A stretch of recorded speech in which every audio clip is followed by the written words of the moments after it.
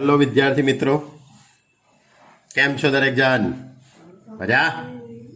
Okay, બોલો 13મું chapter સંભાવના 13.1 સરસ મજાનું જોયું દરેકે? કોઈને જોવાનું બાકી હોય ભાઈ જોઈ લેજો હો ભાઈ. ભાઈ 13.2 નિરપેક્ષ ઘટના, બે ઘટના માટે સંભાવનાનો ગુણાકારનો નિયમ, ત્રણ ઘટના માટે સંભાવનાનો ગુણાકારનો નિયમ, આ ત્રણ મુદ્દા પર આધારિત આપણું સ્વાધ્યાય 13.2. તો સ્વાધ્યાય 13.2 ની અંદર આપણે 11 દાખલાઓની વાત તમારી જોડે કરેલી આગળના લેક્ચરની અંદર. હવે આપણો આજનો જે લેક્ચર છે ક્વેશ્ચન નંબર 12 થી શરૂ કરું કે ભાઈ એક પાસાને 3 વખત ફેંકવામાં આવે છે, ઓછામાં ઓછી એક વખત અયુગ્મ સંખ્યા મળે તેની સંભાવના શોધો. શું કહે છે કે એક પાસાને 3 વખત ફેંકવામાં આવે છે. 3 વખત, ધ્યાન રાખજો, વખત બોલે છે. આ શબ્દ બહુ અગત્યનો, 3 વખત એટલે કે એનો અર્થ એવો થાય છે કે પહેલી વખત પાસો ફેંકે છે અને અયુગ્મ સંખ્યા મળે છે તેની સંભાવના. પછી નથી બોલતા, અને બીજી વખત પાસો ફેંકે છે અને અયુગ્મ સંખ્યા મળે છે, અને ત્રીજી વખત પાસો ફેંકે છે અને અયુગ્મ સંખ્યા મળે છે. બરાબર? તો 3 ઘટનાઓ વારા ફરતી થાય છે. ધ્યાન રાખજો, શબ્દોની માયાજાળ છે, શબ્દોની માયાજાળ છે. એક પાસાને 3 વખત ફેંકવામાં આવે છે. 3 વખત એટલે અલગ અલગ વાત થઈ કહેવાય. પહેલી વખત, બીજી વખત ને ત્રીજી વખત. ક્લિયર? તો જ્યારે પહેલી વખત ઉછાળ્યો છે ત્યારે આપણે એને ઘટના એ કહી દઈએ. પહેલા તો નિદર્શાવકાશ S ની અંદર આપણી જોડે 6 ઘટકો હશે. 1 2 3 4 5 અને 6, 6 ઘટકો. ધારો કે ઘટના એ તરીકે, ઘટના એ એટલે પાસા પર પ્રથમ પ્રયત્ને અયુગ્મ સંખ્યા મળે તે ઘટના. અયુગ્મ સંખ્યા મળે તે ઘટના. એ જ રીતે ઘટના બી એટલે પાસા પર બીજા પ્રયત્ને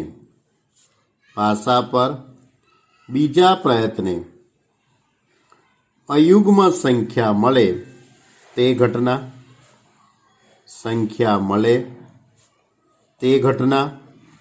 સી તરીકે પાસા પર ત્રીજા પ્રયત્ને અયુગ્મ સંખ્યા મળે તે ઘટના. હવે આ 3 જે ઘટનાઓ છે બાળકો, એ આખી ઘટનાઓ અયુગ્મ, તો એ નિરપેક્ષ ઘટનાઓ છે. કેવી ઘટનાઓ છે? નિરપેક્ષ એટલે કે સ્વતંત્ર ઘટનાઓ છે. બીજી વખત પાસો ઉછાળો છો ત્યારે અયુગ્મ જે અંક મળે છે તે પહેલી ઘટના ઉપર આધાર રાખતો નથી. ત્રીજી ઘટના એટલે કે ત્રીજી વખત પાસો ઉછાળો છો, ત્રીજા પ્રયત્નમાં અયુગ્મ અંક આવે છે, એ પહેલા અને બીજા પ્રયત્ન પર આધાર રાખતો નથી. તો ઘટના એની સંભાવના, હવે અયુગ્મ અંક કેટલા થવાના? 3, 5 અને 1, 3 અને 5 એટલે 3 થયા કહેવાય. એટલે 3/6 ઇઝ ઇક્વલ ટુ 1/2. પછી બીજી ઘટના એ પહેલી ઘટના ઉપર આધાર રાખશે નહીં એટલે એની પણ સંભાવના 3/6. પછી ત્રીજી ઘટના એ પણ પહેલી અને બીજી ઉપર આધાર નહીં રાખે એટલે એની પણ સંભાવના 3/6, દેટ ઇઝ 1/2. તો હવે એની ઉપરથી આપણે દાખલામાં શોધવાનું છે P of A છેદ B છેદ C. છેદગણ કેમ કર્યો? પ્રથમ પ્રયત્નમાં અયુગ્મ સંખ્યા મળે અને બીજા પ્રયત્નમાં અયુગ્મ સંખ્યા અને ત્રીજા પ્રયત્નમાં અયુગ્મ સંખ્યા મળે. ત્રણ પ્રયત્નો સ્વતંત્ર છે, એકબીજા પર આધારિત નથી. આ કોન્સેપ્ટ ઉપર જ છે. તો P of A into P of B into P of C. P of A એટલે 1/2, પી ઓફ બી એટલે 1/2, પી ઓફ સી એટલે પણ 1/2. That is 1/8. ઓકે, ખ્યાલ આવે ને બાળકો? સ્વતંત્ર ઘટનાઓ હતી. તો આ હતો આપણો દાખલા નંબર. ઓકે, હવે અને છે. હવે આપણે બીજો એક લોજિક આમાં વિચારવું પડશે. જવાબ હજુ નથી આવ્યો, કારણ કે ત્રણેય વખતે અયુગ્માંક આવે એવું ના કહેવાય આપણે. કારણ કે એને શું લખેલું છે કે શબ્દો બરાબર સમજો. ઓછામાં ઓછી એક વખત અયુગ્માંક આવે. એ વાંચવાનું રહી ગયું મારાથી. ઓછામાં ઓછી એક વખત અયુગ્માંક આવે.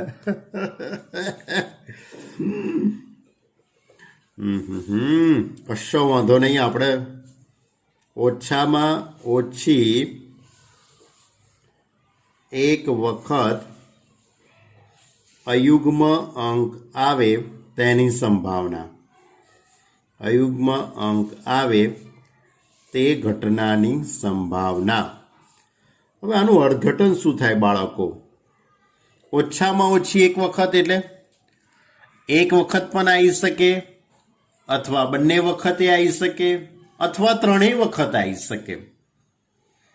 પ્રથમ પ્રયત્નમાં પણ આવી શકે, અથવા બીજા પ્રયત્નમાં પણ આવી શકે, અથવા ત્રીજા પ્રયત્નમાં પણ આવી શકે, અથવા બંનેમાં પણ આવી શકે.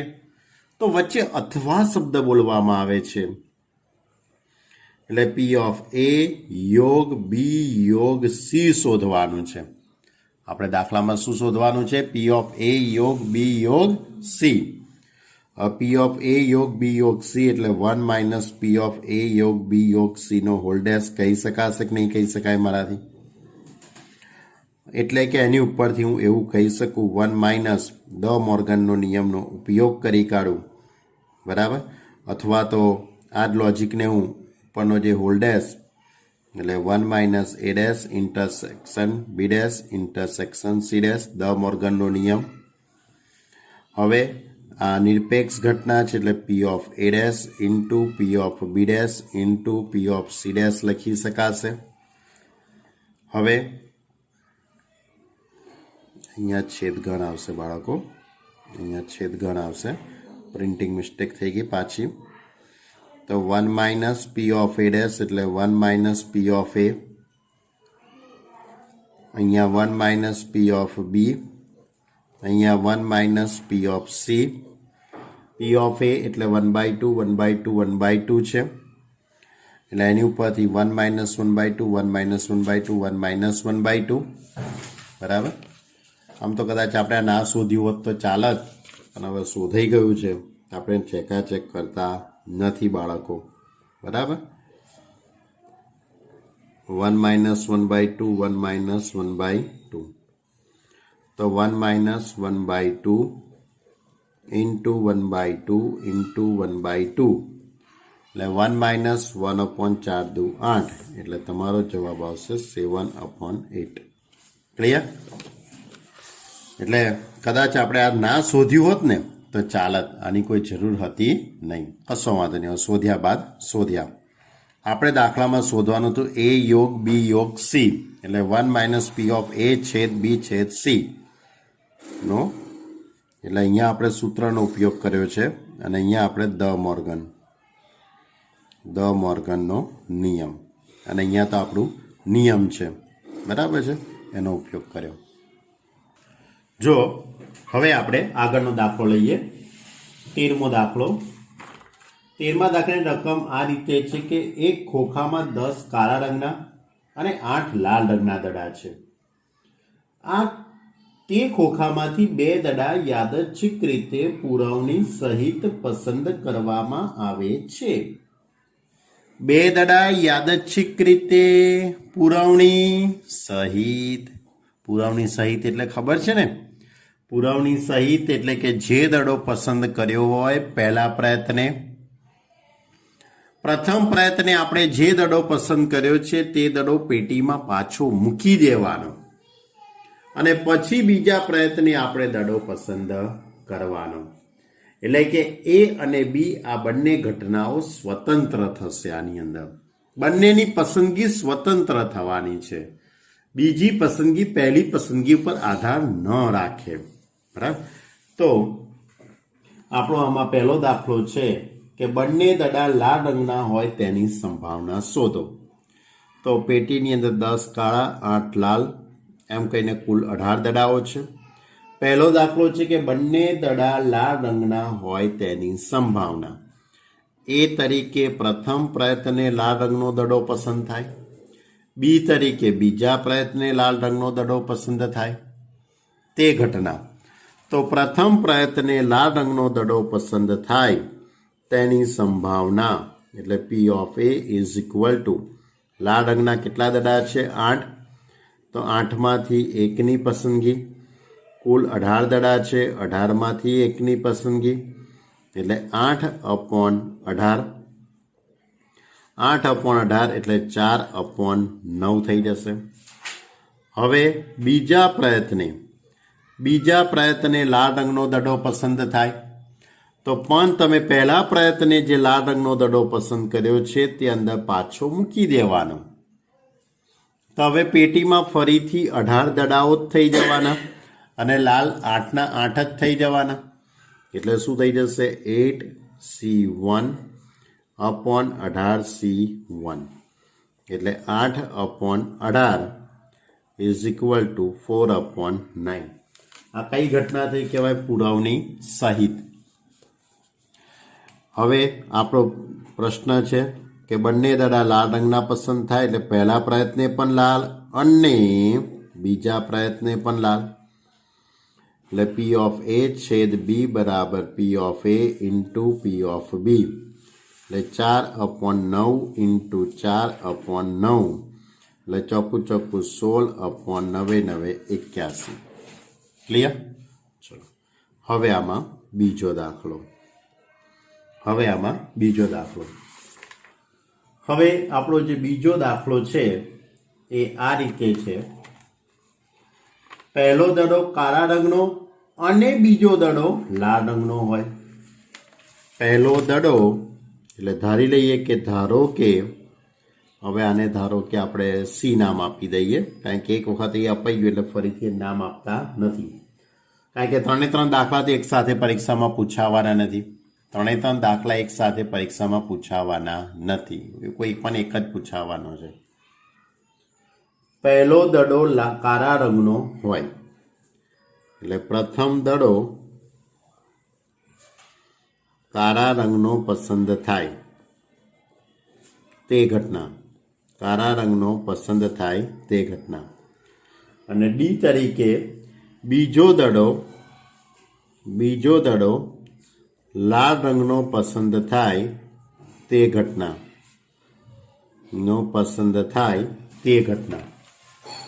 બરાબર. તો હવે પહેલો દડો કાળા રંગનો અને બીજો દડો લાલ રંગનો. તો પ્રથમ પ્રયત્ને કાળા રંગનો દડો મળે તો કાળા રંગના કેટલા દડા છે 10, એટલે 10માંથી 1 અને કુલ 18 છે એટલે 18માંથી 1 એટલે પી ઓફ સી બરાબર 10C1/18C1 લખાશે. હવે એ કાળા રંગનો દડો પસંદ કર્યા પછી પેટીમાં પાછો મૂકી દેશો તમે તો પેટીમાં ફરીથી 18ના 18 જ દડા થઈ જશે કુલ. હવે બીજો દડો લાલ રંગનો પસંદ કરવાનો તો લાલ રંગના 8 દડા થવાના. 8માંથી 1ની પસંદગી એટલે 8/18.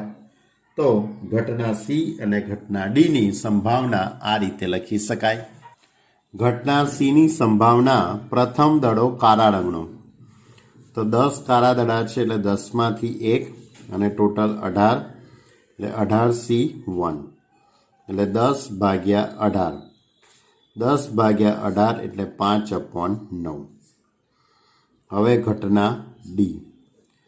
ઘટના ડી ની અંદર લાલ રંગનો દડો, લાલ રંગના 8 દડા છે 8C1 अपॉन 18C1 એટલે 8/18 8/18 એટલે કે 4/9 4 દુ 8 અને 9 દુ 18 તો P of C છેદ D બરાબર P of C into P of D P of C એટલે 5/9 into P of D એટલે 4/9 એટલે 9 પંચા 45/81 ક્લિયર.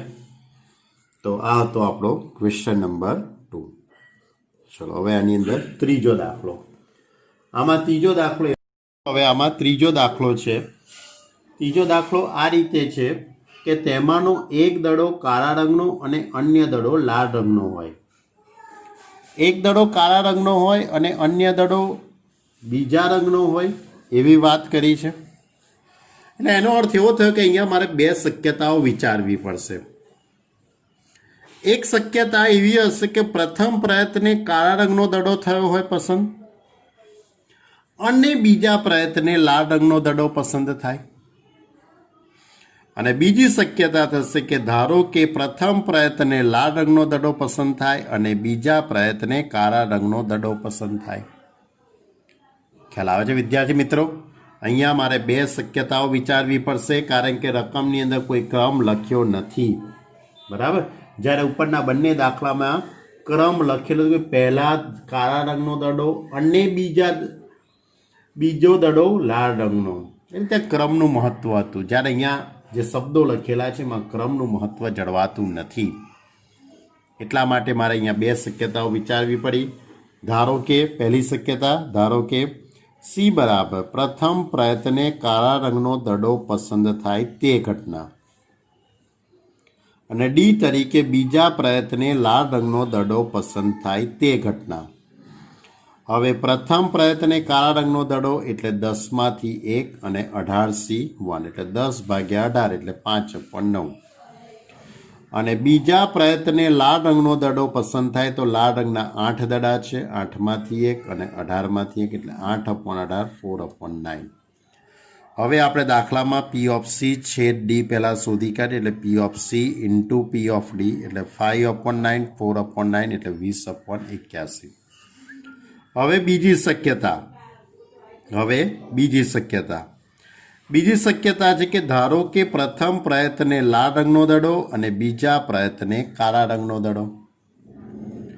તો પ્રથમ પ્રયત્ને જો લાલ રંગનો દડો પસંદ થાય એટલે 8C1/18C1 8/18 4/9 અને બીજા પ્રયત્ને કાળા રંગનો દડો પસંદ થાય તો કાળા રંગના 10 દડા છે, 10માંથી 1ની પસંદગી /18C1 એટલે 10/18 5/9. તો P of E છેદ F બરાબર P of E into P of F 4/9 5/9 20/81. પણ આપણને જે સંભાવના પૂછેલી છે એ આ બંનેના સરવાળા જેટલી થશે. એટલે P of C છેદ D plus P of E છેદ F આ 20/81 આ પણ 20/81 40/81. ક્લિયર? ધ્યાન રાખજો પરીક્ષામાં 3 દાખલા એક સાથે પૂછાવાના નથી. 3માંથી કોઈ પણ એક દાખલો જ પરીક્ષામાં પૂછાઈ શકે. એટલા માટે મેં લખાણ અલગ અલગ લખેલું છે. મેં ધાર્યું હોત તો બીજા દાખલાની જેમ એવું કંઈ લખી જ કાઢત તો ચાલત, પણ તમે પણ એવું જ પાછા તૈયાર કરત. હવે તમને મગજમાં કન્ફ્યુઝન થાય કે આવું લખવું કેવી રીતે. એટલે 3 દાખલા મેં ઇન્ડિવિજ્યુઅલ લખેલા છે એટલે તમારા મગજની અંદર ક્લિયર છે. ઓકે વિદ્યાર્થી મિત્રો, હવે આપણે આગળના દાખલા તરફ જઈએ. તો 14મો દાખલો આપણી જોડે આ રીતે છે. A અને B એક ચોક્કસ સવાલને સ્વતંત્ર રીતે ઉકેલે તેની સંભાવના. બે વ્યક્તિઓ છે, A અને B વ્યક્તિ, બે વ્યક્તિઓ છે, બે વિદ્યાર્થીઓ છે, બે ગમે તે સ્ટુડન્ટ હશે, ગમે તે વોટ એવર. તો A અને B એક ચોક્કસ સવાલને કોઈ પ્રશ્ન છે અને સ્વતંત્ર રીતે ઉકેલી શકે તેની સંભાવના અનુક્રમે 1/2 અને 1/3 છે. જો A અને B બંને સ્વતંત્ર રીતે સવાલને ઉકેલવાનો પ્રયત્ન કરે તો A અને B બંને સ્વતંત્ર રીતે, જુઓ સ્વતંત્ર રીતે, બંને ભેગા થઈને દાખલો ઉકેલવાના નથી, બંને સ્વતંત્ર રીતે ઉકેલવાના છે. એટલે નિરપેક્ષ ઘટના થઈ ગઈ. પહેલી વસ્તુ તો આ ક્લિયર થઈ ગઈ આપણી જોડે. તો એ ધારો કે એ ઘટના એ ચોક્કસ સવાલને સ્વતંત્ર રીતે ઉકેલી શકે છે તે ઘટના, અને બી તરીકે બી ચોક્કસ સવાલને સ્વતંત્ર રીતે ઉકેલી શકે છે તે ઘટના. એટલે P of A is equal to 1/2 અને P of B is equal to 1/3. બંને સ્વતંત્ર રીતે ઉકેલે છે એટલે નિરપેક્ષ ઘટના થઈ કહેવાય. હવે આમાં પહેલો દાખલો, સવાલનો ઉકેલ મળે છે. સવાલનો ઉકેલ એટલે જેને પણ પ્રશ્ન આપ્યો છે એને સવાલનો ઉકેલ મળી ગયો છે. એટલે એનો અર્થ એવો થયો કે કાં તો એ વ્યક્તિથી ઉકેલાવી ગયો હશે અથવા તો બી વ્યક્તિથી. કારણ કે અથવા શબ્દ આવશે ને આમાં, બરાબર વિચારો તમે. ચોક્કસ સવાલને ઉકેલ, ચોક્કસ સવાલનો ઉકેલ મળે તેની સંભાવના, ચોક્કસ સવાલનો ઉકેલ મળે તેની સંભાવના. તો શું થઈ શકે? પી ઓફ એ યોગ બી, પી ઓફ એ યોગ બી એટલે એ અથવા બી, એટલે 1 - પી ઓફ એ યોગ બીનો હોલ ડેશ લખી શકાશે. તો 1 - પી ઓફ એ ડેશ છેદ બી ડેશ લખી શકાશે આ રીતે. હવે 1 - P of A dash into P of B dash. Clear? તો 1 - પી ઓફ એ ડેશ એટલે 1 - 1/2 અને આ થશે 1 - 1/3. એટલે આનું સાદુરૂપ આપીએ તો 1 - 1/2 ઇન્ટુ 3માંથી 1 જશે એટલે 2/3. એટલે 1 - 2/3 1/3 એટલે કે 1 - 1/3 એટલે 2/3. એટલે ચોક્કસ સવાલનો ઉકેલ મળે એટલે કાં તો એ વ્યક્તિથી મળે અથવા બી વ્યક્તિથી મળે. એટલે પી ઓફ એ યોગ બી થયું કહેવાય. તો પી ઓફ એ યોગ બી બરાબર 1 - પી ઓફ એ યોગ બીનો હોલ ડેશ. પછી દ મોર્ગનનો નિયમ, એ ડેશ છેદ બી ડેશ, નિરપેક્ષ ઘટના એટલે P of A dash into P of B dash અને પછી સાદુરૂપ. જો હવે આમાં બીજો દાખલો છે કે બેમાંથી એકને જ સવાલનો ઉકેલ મળે છે. બેમાંથી એકને જ એટલે કાં તો એ વ્યક્તિને મળે છે અથવા તો બીને મળે છે, અને બેમાંથી કોઈ એકને જ ઉકેલ મળે છે. એની સંભાવના તમારે શોધવાની છે. એટલે એનો અર્થ એવો થયો કહેવાય, પહેલાં લખી કાઢું, બેમાંથી એકને જ ઉકેલ મળે, એકને જ ઉકેલ મળે તેની સંભાવના, તેની સંભાવના. તો એનો અર્થ એવો થયો કે એ વ્યક્તિને ઉકેલ મળે છે અને બી વ્યક્તિને ઉકેલ નથી મળતો, અથવા એ વ્યક્તિથી ઉત્તર નથી આવતો અને બી વ્યક્તિથી ઉકેલ આવે છે. થશે ને? એ ઘટના ઉદ્ભવે છે, બી નથી ઉદ્ભવતી, અથવા એ નથી ઉદ્ભવતી અને બી ઉદ્ભવે છે. તો P of A into P of B dash plus P of A dash into P of B. P of A is equal to 1/2 into P of B dash એટલે એકમાંથી બાદ કરી કાઢું તો 1 - 1/3. પી ઓફ એ ડેશ એટલે 1 - 1/2, પી of B એટલે 1/3. તો is equal to 1/2 into 2/3 plus 1/2 into 1/3. હવે આનું સાદુરૂપ આપી દઉં તો 2/6 પ્લસ 1/6 એટલે કે 3/6 થઈ જશે, એટલે 1/2. 3/6 તો ઇઝ ઇક્વલ ટુ 1/2. ચલો હવે આગળનો દાખલો લઈએ. Question number 15. 15મા દાખલાની અંદર પણ તમને 3 દાખલા આપેલા છે, બરાબર. 15મા દાખલામાં પણ 3 દાખલા છે. 15મો દાખલો આ રીતે કે સારી રીતે ચીપેલા 52 પત્તાની થોકડીમાંથી એક પત્તું યાદચ્છિક રીતે પસંદ કરવામાં આવે છે. 52 પત્તામાંથી એક પત્તું યાદચ્છિક રીતે પસંદ કરવાનું છે. નીચેનામાંથી કયા કિસ્સાઓમાં ઘટનાઓ ઈ અને એફ નિરપેક્ષ છે? એટલે કઈ નીચે જે આપેલી રકમ છે કઈ ઘટનાઓ માટે તે નિરપેક્ષ છે તેવું તમારે કહેવાનું છે. તો પહેલા તો 52 પત્તામાંથી એક પત્તાની પસંદગીનો પ્રયોગ છે. પહેલો દાખલો છે કે ઈ પસંદ થયેલું પત્તું ઈ તરીકે પસંદ કરેલ પત્તું કાળા રંગનું હોય. પસંદ કરેલું પત્તું કાળા રંગનું નહીં, સોરી, કાળીનું હોય તે ઘટના. અને એફ તરીકે પસંદ કરેલું પત્તું એકો હોય. પસંદ કરેલ પત્તું એકો હોય તે ઘટના, બરાબર. તો પસંદ કરેલું પત્તું એકો હોય તે ઘટના. હવે આપણે તો ઈ અને એફ એ નિરપેક્ષ ઘટનાઓ છે કે ને તેની ચકાસણી કરવી છે. તો પહેલાં હું ઘટના ઈની સંભાવના શોધી કાઢું. તો પસંદ થયેલું પત્તું કાળીનું હોય તો આપણી જોડે કાળીના કેટલા પત્તા હોવાના? 13 પત્તા હોવાના. કાળીના 13 પત્તા એટલે 13C1 અને ટોટલ 52 પત્તા છે એટલે 52C1 એટલે 13/52, 13 ચોક 52 એટલે 1/4.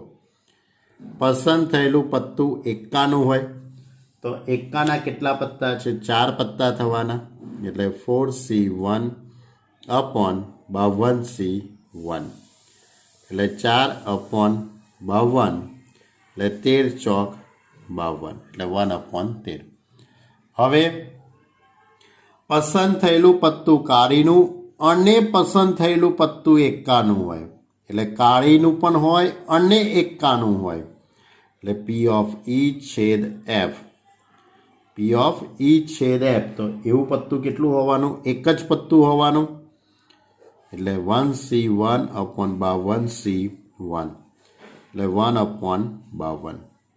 આને હું પરિણામ નંબર 1 કહી દઉં. હવે P/E/P/F શોધી કાઢું. P/E/P/F એટલે 1/4 × 1/13 એટલે 13 ચોક 52.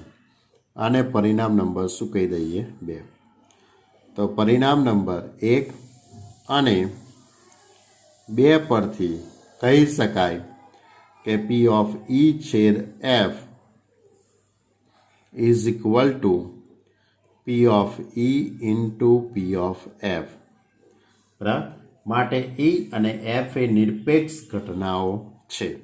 આ શરતનું અહીંયા પાલન થાય છે. માટે ઈ અને એફ એ નિરપેક્ષ ઘટનાઓ ઈ અને એફ નિરપેક્ષ ઘટનાઓ છે. ક્લિયર? તો આ રીતે આપણે આ ચકાસણી કરોના ટોટલ 3 દાખલા આપેલા છે. એમાંનો આ પહેલો દાખલો. હવે હજુ આની અંદર બીજો દાખલો છે. બીજા દાખલામાં આ રીતે લખેલું છે કે ધારો કે ઈ નામ આપેલું છે. પસંદ થયેલું પત્તું કાળા રંગનું હોય. પસંદ થયેલ પત્તું, પસંદ કરેલ અથવા તો થયેલું જે લખશું એ પત્તું કાળા રંગનું હોય તે ઘટના. અને એફ એટલે પસંદ કરેલ પત્તું રાજા છે. પસંદ કરેલ પત્તું રાજા છે તે ઘટના, બરાબર. તો કાળા રંગનું પત્તું, પસંદ થયેલું પત્તું કાળા રંગનું. તો કાળા રંગના કેટલા પત્તા છે તમારી જોડે? 26 પત્તા હોવાના, એટલે 26C1 ટોટલ 52C1, એટલે 26 ભાગ્યા 52 એટલે 13 ચોક 52. 13 દુ 26 ને 26 દુ 52, 1/2 આવશે, બરાબર, 1/2. પસંદ થયેલું પત્તું રાજાનું હોય, P of F, પસંદ થયેલું પત્તું રાજાનું, તો રાજાના 4 પત્તા હોવાના, 4માંથી 1 અને 52C1, એટલે 4/52 એટલે 13 ચોક 52. હવે P of E છેદ F, E છેદ F એટલે પસંદ થયેલું પત્તું કાળા રંગનું હોય અને પસંદ થયેલું પત્તું રાજાનું હોય. એટલે પસંદ થયેલું પત્તું કાળું પણ હોવું જોઈએ અને રાજાનું પણ હોવું જોઈએ. તો કાળા રંગનું અને રાજાનું હોય તેવા 2 પત્તા હોવાના, એટલે 2C1 અપોન 52C1, એટલે 2/52 એટલે 26 થઈ જશે, બરાબર, એટલે 1/26. આને આપણે પરિણામ નંબર 1 કહી દઈએ. આને શું કહી દઉં? પરિણામ નંબર 1. હવે બંનેનો ગુણાકાર કરી દઉં, P of E into P of F. તો P of E 1/2 છે, P of F 1/13, P of E 1/2, P of F 1/13. તો 13 દુ 26 એટલે 1/26. આને પરિણામ નંબર 2 કહી દઉં. તો પરિણામ નંબર 1 અને 2 પરથી, પરિણામ નંબર 1 અને 2 પરથી P of E છેદ F is equal two P of E into P of F. માટે E અને F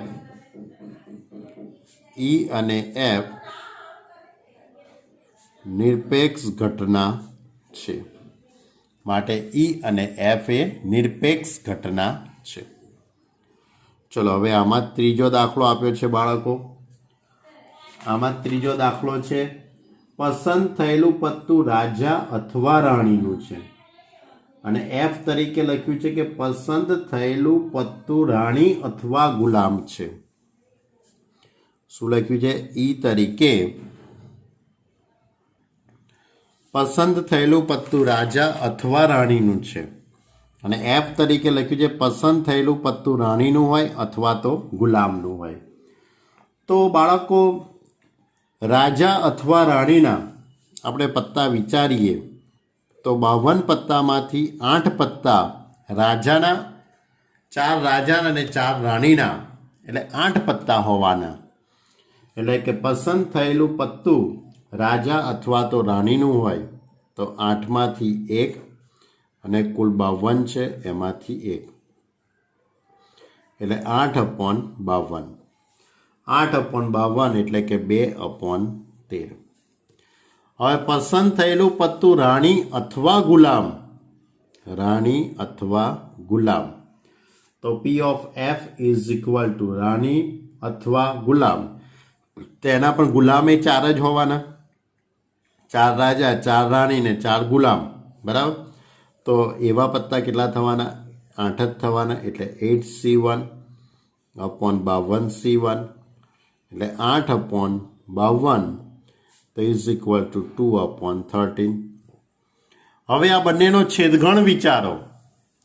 તો રાજા અને રાણીના પત્તા 8 થયા, રાણી અને ગુલામના પત્તા 8 થયા. તો બંનેમાં કોમન પત્તું કોનું હોવાનું? બંનેમાં સરખા પત્તા કોના હોવાના? રાણીના થવાના ને. રાણીનું પત્તું આમાં પણ હોવાનું છે અને રાણીનું પત્તું Fમાં પણ છે. એટલે બંનેનો હું છેદગણ વિચારું, P of E છેદ F, તો 4 પત્તા કોમન હોવાના, એટલે 4C1 અપોન 52C1, એટલે 4/52, 13 ચોક 52, એટલે 1/13 અને પરિણામ નંબર 1.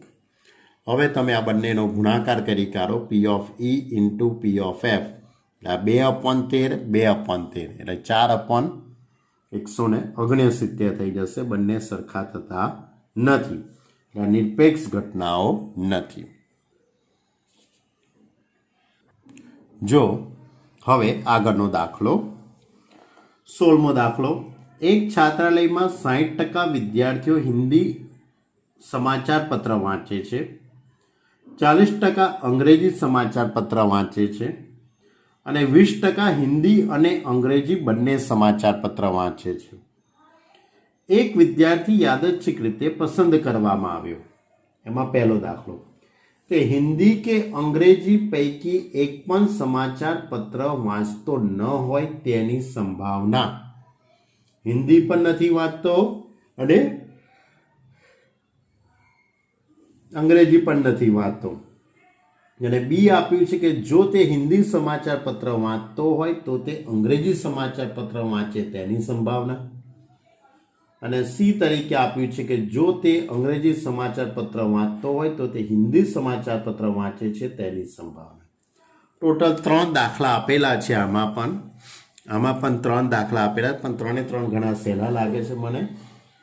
એક છાત્રાલયમાં, રકમ ફરીથી વાંચું છું, એક છાત્રાલયમાં 60% વિદ્યાર્થીઓ હિન્દી સમાચાર પત્ર વાંચે છે. એટલે પહેલા હિન્દી વાંચનારા કેટલા લોકો છે? 60% લોકો છે. એટલે હું ધારી લઉં, ધારો કે હિન્દીને આપણે એચ સંકેત વડે બતાવી દઈએ. તમારે એબીસી લખવું હોય તો એ લખજો, મને કોઈ વાંધો નથી, મેં તો લખી કાઢ્યું. બરાબર છે. એચ એટલે હિન્દીવાળા એમ. પસંદ થયેલ, એચ એટલે પસંદ થયેલ વિદ્યાર્થી.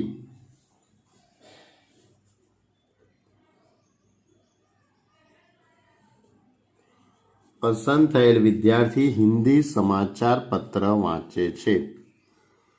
હિન્દી સમાચાર પત્ર વાંચે છે. અને બી તરીકે પસંદ થયેલ વિદ્યાર્થી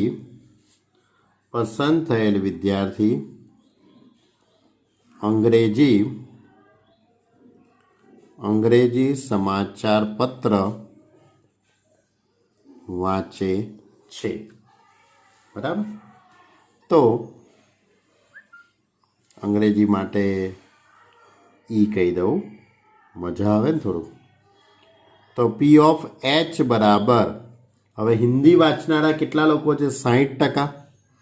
એટલે 60/100 એટલે કે 0.6 અથવા તો 0 ઉડી જશે. અને તમારે લખવું હોય તો 3/5 પણ લખાય ને 0.6 લખવું હોય તો 0.6, તમારી મરજી. પી ઓફ ઈ અંગ્રેજી સમાચાર પત્ર માટે 40/100 એટલે 0.4. અને રકમમાં એવું લખેલું છે કે બંને સમાચાર પત્ર વાંચતા હોય એટલે H/E એવા કેટલા ટકા છે? 20% લોકો છે. એટલે 20/100 એટલે 0.2.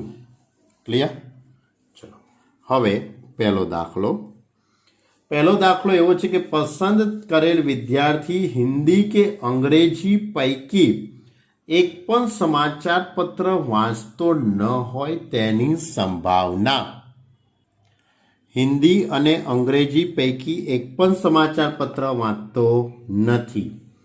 એટલે કે એનો અર્થ એવો થાય કે એ પણ, એટલે આપણે અહીંયા એચ હિન્દી પણ નથી વાંચતો અને અંગ્રેજી પણ વાંચતો નથી. એટલે પી ઓફ H-/E'. બરાબર. તો આનું આપણે હવે સાદુરૂપ આપી દઈએ. તો આને આપણે આ રીતે લખી શકીએ કે પી ઓફ, આ રીતે લખી શકાય. દ મોર્ગનના નિયમનો ઉપયોગ કર્યો એટલે H-E'. ઉપરથી ડેશ કાઢવો હોય તો મારે 1માંથી શું કરી દઈશું? બાદ. હવે પી of H plus P of E minus P of H છેદ ઈ. ક્લિયર? હવે પી ઓફ એચ એટલે 0.6, પી ઓફ ઈ એટલે 0.4 અને આ 0.2. એટલે આ બધાની કિંમતો મૂકી દઉં તો કંઈક આ રીતે લખી શકાય. 1 માઇનસ 0.6 પ્લસ 0.4 માઇનસ 0.2. તો આની બાદબાકી કરતા તમારો જે જવાબ આવશે એ 0.2 આવશે. કેટલો આવશે? 0.2. ક્લિયર? કેમ કે 0.6 0.4 એટલે 1 થઈ જવાનું આ તો, અને પ્લસ 0.2. ટૂંકમાં જવાબ આવશે 0.2 એટલે કે 2/10 એટલે 1/5. ચલો હવે આમાં બીજો દાખલો. આમાં બીજો દાખલો એવો છે, જો તે હિન્દી સમાચાર પત્ર વાંચતો હોય તો તે અંગ્રેજી સમાચાર પત્ર વાંચે છે. હોય તો એટલે આપેલ છે, એટલે યાદ કરો 13.1. જે ઘટના પહેલી બનશે તે છેદમાં આવશે અને જે ઘટના પછી બનશે તે અંશમાં આવશે. એટલે કે પહેલા કઈ ઘટના બનશે? હિન્દીવાળી. અને એના પછી કઈ ઘટના બનશે? ઇંગ્લિશની. એટલે E/H. હવે સૂત્રનો ઉપયોગ કરી દઉં. H છેદ E/P ઓફ H. હવે H છેદ E તો એ કેટલા ટકા હતું? 20%. એટલે 0.2 હતું. એટલે 0.2/0.6 એટલે 2/6 એટલે 1/3.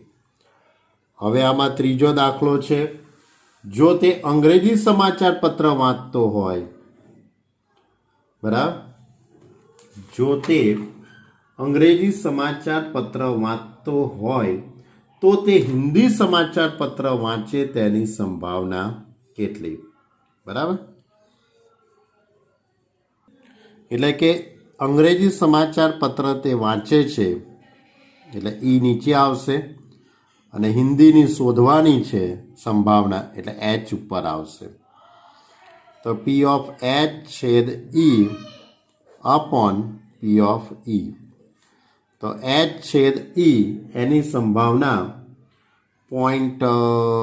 H છેદ E 0.2 અને અંગ્રેજીની છે 0.4 એટલે 2/4 એટલે 1/2.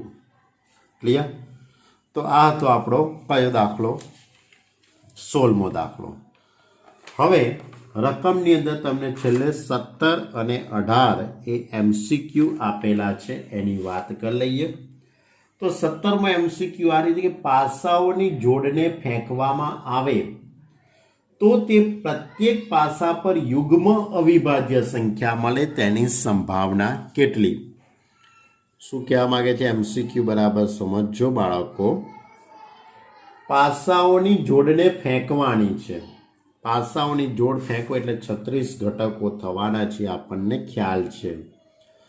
હવે એને પ્રશ્ન એવો કર્યો છે કે પ્રત્યેક પાસા પર યુગ્મ અવિભાજ્ય સંખ્યા, પ્રત્યેક પાસા પર યુગ્મ અવિભાજ્ય સંખ્યા થાય તેની સંભાવના કેટલી? બહુ સિમ્પલ દાખલો છે બાળકો. આની અંદર આપણે કંઈ લાંબુ વિચારવાનું નથી. આમાં શરતી સંભાવના લગાડવાનું કે નથી, આપણે નિરપેક્ષ ઘટના વિચારવાની. સામાન્ય સંભાવનાનો જ દાખલો છે. પ્રત્યેક પાસા પર યુગ્મ અવિભાજ્ય સંખ્યા, યુગ્મ અવિભાજ્ય સંખ્યા મળે છે તે ઘટના. તો સ્વાભાવિક છે કે એવી એક જ ઘટના થવાની છે 2 2. બરાબર.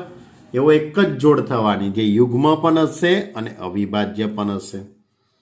એટલે ઘટના એની સંભાવના સૂત્ર કયું? R/N, આપણું જે સામાન્ય સૂત્ર 10મા ધોરણનું છે.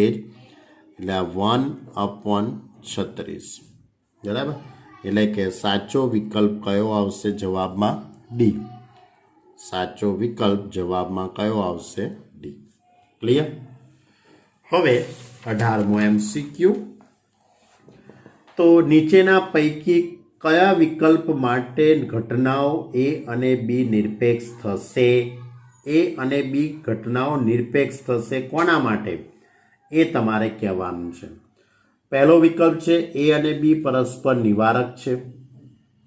A અને B જો નિવારક થશે તો P ઓફ A છેદ B બરાબર તો 0 થઈ જવાનું છે.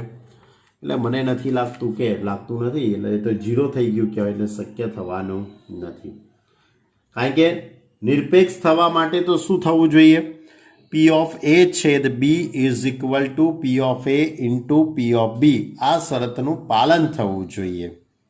એટલે કે એ શરતનું પાલન થવું જોઈએ જે એ વિકલ્પમાં થતું નથી. કારણ કે P ઓફ A અને P ઓફ B ની સંભાવના અલગ અલગ હોઈ શકે છે કે 0 થાય એવું શક્ય હોતું નથી. પછી લખ્યું કે P of A is equal two P of B. P of A is equal two B. બંને સરખા છે. P of A is equal two P of B. તો એનો અર્થ એવો થયો કહેવાય કે આપણે આ વસ્તુ શક્ય બને. કારણ કે બંને સમાન હોય તો બંનેનો છેદગણ આપણે વિચારતા હોઈએ તો એનો જ આવવાનો છે. ધારો કે એની અંદર 2 3 લખું, બીમાં 2 3 લખું અને n બરાબર 6 વિચારું તો બંનેનો છેદગણ શોધું તો એ જ આવવાનો. બંનેની સંભાવના શોધી કાઢીશું આપણે, બરાબર. બંનેની જો સંભાવના શોધીએ તો એ સરખી થાય. ટૂંકમાં કહેવાનો અર્થ કે આ વિકલ્પ શક્ય બનશે. અને તમારે એના સિવાય બીજી પણ મેથડનો જો તમારો ઉપયોગ કરવો હોય તો એવું કહી શકાય કે P of A is equal two P of B. કારણ કે P ઓફ A ડેશ છેદ B ડેશનું તમે સૂત્ર લગાડી કાઢો, બરાબર. તો A ડેશ અને B ડેશનું સૂત્ર લગાડી કાઢો તો પણ આ વસ્તુ સાચી બની શકે. જો આ ચોપડીમાં હું તમને એટલા માટે બતાવું છું કારણ કે A ડેશ છેદ B ડેશ અમને અહીંયા વચ્ચે છેદગણ કર્યો નથી. આ લોકો અહીંયા વચ્ચે છેદગણ કર્યો નથી. એટલે બી વિકલ્પ એટલા માટે સાચો થાય છે કારણ કે અહીંયા વચ્ચે છેદગણ એમની પ્રિન્ટિંગ મિસ્ટેક છે. તમે કદાચ રીડિંગ કરતા હોય તો તમને કે અહીંયા કોઈ વિકલ્પ લખ્યો જ નથી, બરાબર. એટલે કોઈ સિમ્બોલ નથી કર્યો, બરાબર. એટલે A dash into B dash ના સમજતા છેદગણ સમજજો. એટલે એ વિકલ્પે જવાબ નહીં આવે, બરાબર. બી વિકલ્પ જવાબ આવશે. સી શક્ય નહીં બને. P of A is equal two B એ શક્ય નહીં બને. મારી ભૂલ થઈ ગઈ જોવામાં. અને P of A plus P of B બરાબર આ પણ શક્ય થવાનું નથી કારણ કે બેનો સરવાળો 1 થઈ જશે, પોસિબલ નથી એટલા માટે, બરાબર. તો કયો વિકલ્પ શક્ય થશે? બી વિકલ્પ શક્ય થશે, બરાબર. જો એના વિશે તમારે લખવું હોય તો હું આવું લખી શકું. P ઓફ A ડેશ છેદ B ડેશ તો is equal two P of A dash into P of B dash લખાય ને આ રીતે. એટલે એનો અર્થ એવો થઈ ગયો કહેવાય કારણ કે આ તો શું આપેલું છે? 1 માઇનસ P ઓફ A એવું રકમમાં આપેલું જ છે, બરાબર. અને 1 માઇનસ P ઓફ B આવું રકમમાં આપેલું છે. અને અહીંયા P ઓફ A ડેશ છેદ B ડેશ આ બી વિકલ્પ છે. એટલે આની પરથી આવું લખાય. એટલે A ડેશ અને B ડેશ એ શું થઈ ગયું કહેવાય? નિરપેક્ષ ઘટનાના ગુણધર્મોનું એને શું કર્યું કહેવાય? પાલન. એટલે A ડેશ અને B ડેશ એ નિરપેક્ષ ઘટનાઓ છે. માટે A અને B એ પણ નિરપેક્ષ ઘટના થાય. ક્લિયર? એટલે આપણે આ રીતે લોજિકલી આપણે એને લખવું હોય તો લખી શકાય. બાકી બરાબર બહુ બુદ્ધિ દોડાવવાની જરૂર નથી. એટલે સાચો વિકલ્પ આવશે બી વિકલ્પ, બરાબર. બી વિકલ્પ એ સાચો વિકલ્પ છે કે P of A dash into નથી છેદગણ છે, બરાબર. ભૂલ ના થાય કારણ કે કોઈ વખતે ગુણાકારનો નિયમ હોય જ ના, ઘટનાઓની વચ્ચે ગુણાકાર ના હોય ક્યારેય, બરાબર. બી આવશે. ઓકે. તો આ સાથે આપણે સ્વાધ્યાય કયું પૂરું કર્યું? 13.2. તો 13.2 આપણે અહીંયા પૂર્ણ કરી. હવે તમારે એની આગળના ઉદાહરણ જોઈ લેજો બાળકો. એની આગળ 14 ઉદાહરણ છે. 14 ઉદાહરણ આપણા સિલેબસમાં છે. કોઈ ઉદાહરણ કેન્સલ કર્યું નથી ગવર્મેન્ટે, બરાબર છે. ગુજરાત બોર્ડ દ્વારા 1 થી 14 પૈકીનું કોઈ પણ ઉદાહરણ કેન્સલ નથી, બરાબર. તો તમે 1 થી 14 ઉદાહરણ શક્ય એટલા વહેલા જોવાનો પ્રયત્ન કરજો કે જેથી કરીને કે તમને કંઈ પણ ન આવડતું હોય તો આપણે એને સોલ્વ કરી શકીએ. હવે આવતા લેક્ચરની અંદર હું તમારી જોડે સ્વાધ્યાય 13ની વાત કરીશ. 13.3 કેન્સલ છે, 13.4, 5 બધા સ્વાધ્યાય કેન્સલ જ છે. હવે ડાયરેક્ટ તમારે સ્વાધ્યાય 13ની જ વાત કરવાની છે. આ ઉદાહરણ 33 છે, પાછું કેન્સલ નથી. ના સોરી, 33, 34 કેન્સલ છે, 36મું છે. હવે આવતી વખતે આપણે સ્વાધ્યાય 13ની વાત તમારી જોડે કરીશું બાળકો. ઓકે. સ્વાધ્યાય 13ની અંદર પહેલો દાખલો છે, બીજો છે, પછી 7મો છે અને ત્યાર પછી સીધો 14મો. એટલે 4 જ દાખલા છે. સ્વાધ્યાય 13માં ખાલી 4 દાખલા છે, બરાબર.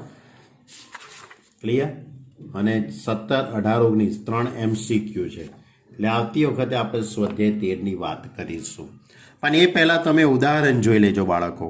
તમને જે ઉદાહરણ ન આવડતું હોય એ તમને વોટ્સએપમાં લખીને મોકલી દેજો કે જેથી કરી કે વિડીયો બનાવી કાઢો એનું. કારણ કે 14 ઉદાહરણનો વિડીયો બનાવવાની જરૂર નથી. કારણ કે 14માંથી તો ખાલી 1-2 જ ઉદાહરણ તમને નહીં, 2 નહીં તો 5 નહીં આવડતા હોય. પણ અમુક તો ઉદાહરણ ઘણા સહેલા છે અંદર, બરાબર. એટલે જે ઉદાહરણ તમને ના આવડતું એ દરેક વિદ્યાર્થી મને વોટ્સએપ ઉપર લખીને મોકલી દેજો કે જેથી કરીને કે આપણો બુધવારનો જે લેક્ચર આવે એની અંદર આપણે એ વિડીયો, કારણ કે આ 4 દાખલાનો વિડીયો ને MCQ એટલે હું માની શકું 15-20 મિનિટનો વિડીયો બને. તો તમને જે ઉદાહરણ ન આવડતી અંદર હું એડ કરી દઉં તો શું વિડીયો સરસ મજાનો બની જાય અને આપણું ચેપ્ટર પણ પૂર્ણ થઈ જાય, બરાબર. એટલે હવે એકાદ વિડીયોની અંદર ચેપ્ટર કેવું થઈ જશે, ક્લિયર. દરેક વિદ્યાર્થીઓને 13.2માં સારી એવી સમજણ પડી હશે એવી હું આશા રાખું. ખૂબ જ શાંતિથી સમજો બાળકો તો આવડી જશે, કંઈ અઘરું નથી, બરાબર. ન સમજણ પડી પછી તો આપણે મળીએ જ છીએ, બરાબર. લાઈવ મિટિંગની અંદર ઝૂમ મિટિંગ ઉપર મળીએ જ છીએ, બરાબર. લાઈવ લેક્ચર જ્યારે ગોઠવીએ ત્યાં ફેસ ટુ ફેસ પૂછી લેજો. ઓકે, ફેસ ટુ ફેસ એટલે ઓનલાઈન પૂછી લેજો. ઓકે ઓકે સ્ટુડન્ટ, સારી રીતે સમજો. 1 થી 14 ઉદાહરણ બને એટલા ઝડપથી તૈયાર કરવાનો પ્રયત્ન કરજો. Okay student, by.